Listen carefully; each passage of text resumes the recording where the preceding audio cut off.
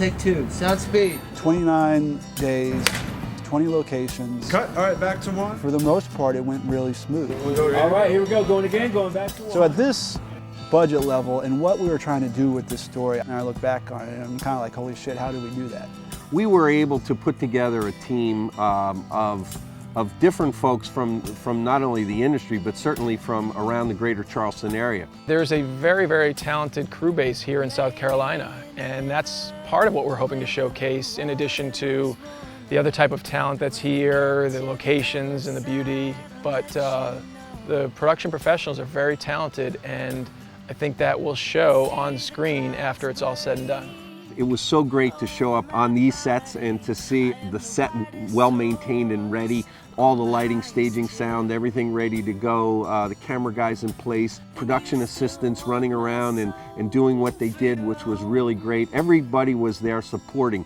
The crew just really busted their ass, and I felt very touched because I know that a big reason that they were doing it is because they wanted to help me and they wanted to see me tell this story that I've been driven so much to do. John and I talked a lot about the style that we wanted this movie to be in, probably for a good 5 or 6 months before we actually started shooting.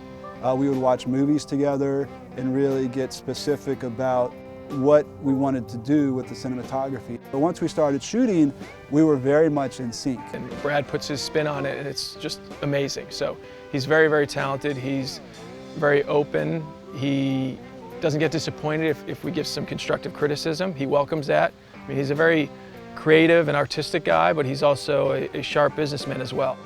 The way he worked with actors was very, very good. He gave them the freedom that they maybe needed and wanted, but pulled in the reins a little bit, and ultimately we got the best performances from all of our actors. It's really about it. As he walks off, they say, you know, I'm a homeboy. I'm from Charleston, I'm from South Carolina. I feel a very strong connection to the land. That's an element to the story in itself. So there's a lot of places, specific places that I knew we wanted to use for this film.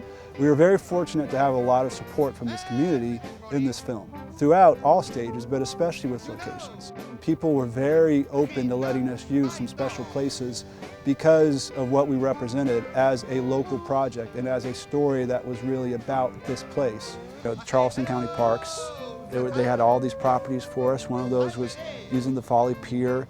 The town of Folly was incredibly supportive of us for a lot of reasons, but I think they just wanted to help us. They were being friendly, they were being neighborly. They wanted to see us as fellow members of the community do well, and so they supported us and let us shut down Center Street and let us take over the beach. So it was everywhere from that to Boneyard Beach, one of the most just probably unique and beautiful places in America that nobody really knows about. The fact that our film will be made here will be able to draw other films down here when they see the talent that we have and they see the scenery that we have. We're rolling. One thing that I think is at the core of this project is definitely kind of doing things differently, or doing things what seem to make the most sense and work the best creatively, and not because you're supposed to do them that way. I think that's actually why us being outside of the main feature film market is an asset. We're not kind of tied to any one way to approach making a movie or telling a story. And we can really just kind of make the movie that feels right to us. You know, you always have high hopes for the project that you're working on. This has really been a great experience for me, and we do have a smaller crew, and so I'm very thankful for them and what they do, and we wouldn't be able to be creative and do what I love to do without them. And that really goes back to all of the talent and hard work that the crew put into this. You know, having that support was so essential, and not just to the story, but to the mechanics of it.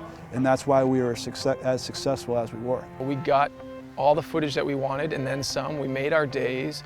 There were no hiccups. You know, on occasion it was a little chilly, but that's okay. You know, I mean, shooting a summer scene when it's 29 degrees, oh well. Look, any movie is a big challenge. Any movie is hard as hell to do. I happen to think that some of the things we're attempting with this movie are especially challenging because we're doing a lot of unconventional things. And the more people you can have that are smart and creative and looking for solutions to execute this challenge, the better we are.